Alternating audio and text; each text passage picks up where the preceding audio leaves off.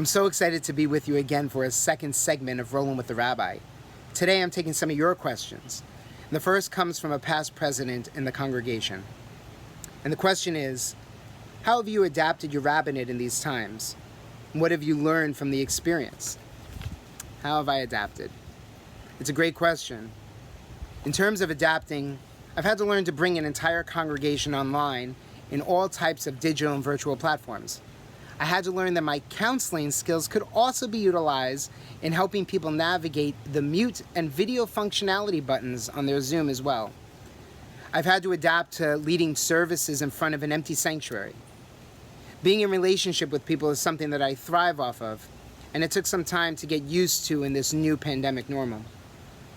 I've also focused more on the concepts of savlanut, of patience and acceptance. More awareness that everything just takes more time, and the acceptance that not everything will happen the way I intend it to. And you know what? That's okay. In terms of what I've learned, when it comes to pastoral encounters and teaching, to Shabbat and B'nai Mitzvah, I've learned to create relevant experiences in new and meaningful ways, which has been most rewarding. Some of the greater takeaways, however, have been the real-time recognition that humanity always adapts. Take our Passover Seders, for example. The willingness to be more creative and adaptive is part of our Jewish DNA. And it's become crystal clear to me that we need one another. We see this evidenced in the increase in participation and attendance over these past few months. I've learned slowing down is both healthy and necessary, and that there's a great willingness to cross lines and establish meaningful partnerships, whether in the realms of interfaith, synagogue to synagogue, or resources in general.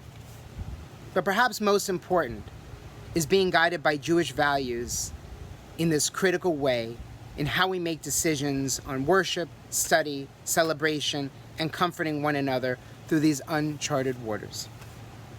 The second question comes from a longtime congregant who's also a grandparent, and the question is, what's your vision for keeping Beth Israel relevant, and how might technology enhance those efforts?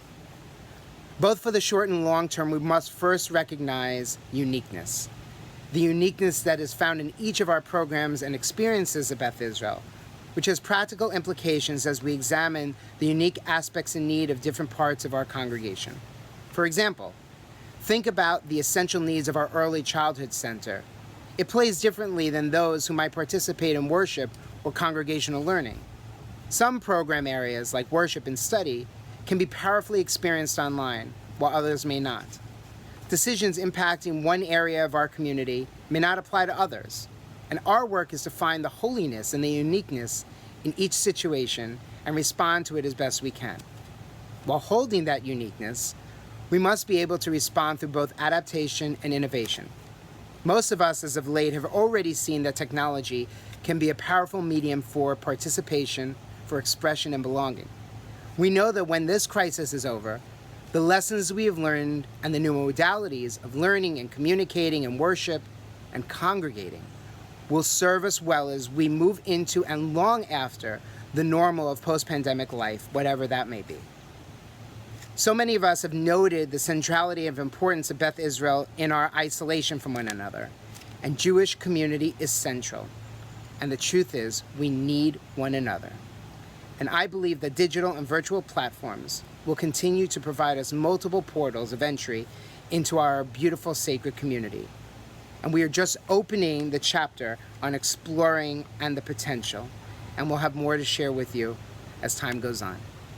These questions are so wonderful, and I look forward to seeing more of them and sharing more about myself, about Nicole, Ethan, and Sophie in the coming weeks. Please continue to stay tuned and stay safe and healthy.